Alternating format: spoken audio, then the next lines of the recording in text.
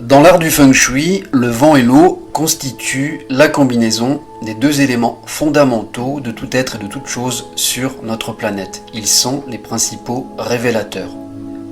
Le vent s'apparente au qi, qui est le souffle cosmique ou souffle vital. Quant à l'eau, elle apporte la fertilité.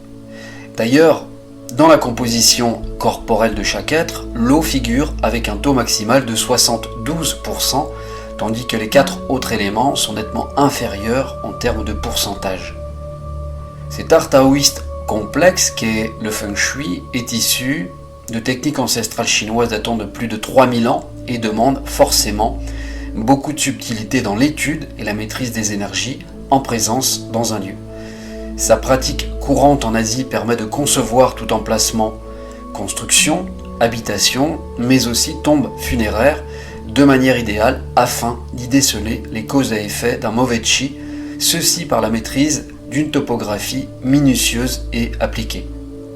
Le feng shui équilibre les forces en présence dans le but justement d'harmoniser un lieu de vie et son environnement naturel, toujours en se servant du qi qui est partout, même en nous, celui-ci étant associé aux principes fondamentaux de la cosmogonie chinoise que sont le yin et le yang, les 5 éléments, avec le bois, le feu, la terre, le métal et l'eau, cités ici dans l'ordre, puisqu'il existe plusieurs cycles de fonctionnement pour ces éléments selon la méthode appliquée, sans oublier le caractère cyclique de toutes les mutations dans l'univers.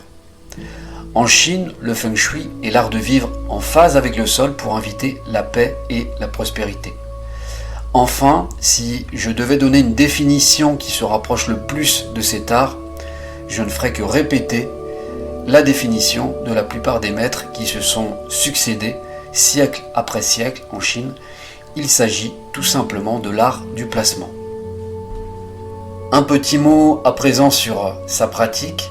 Le feng shui est considéré comme la médecine de l'habitat. Il permet d'apprivoiser les fameuses lignes du dragon et de ses flux d'énergie afin d'y apporter cet équilibre nécessaire à l'harmonie, ceci par un aménagement, un réaménagement, voire une réorganisation de votre lieu de vie ou de travail. Alors naturellement, la connaissance de la géobiologie et des phénomènes telluriques sont indispensables pour détecter toute anomalie, dysfonctionnement ou point géopathogène des sols amenant divers maux, malaises ou maladies dans l'habitat. Je considère que c'est le ciment de toute expertise feng shui. Pratiquer cet art du feng shui sans ses bases essentielles, c'est monter à une échelle sans les barreaux du bas. C'est un non-sens et pire encore, le chamboulement des énergies favorisera une désorganisation complète, voire une multiplication des problèmes dans certains cas. Donc, vous l'avez compris, s'improviser apprenti feng shui comporte des risques.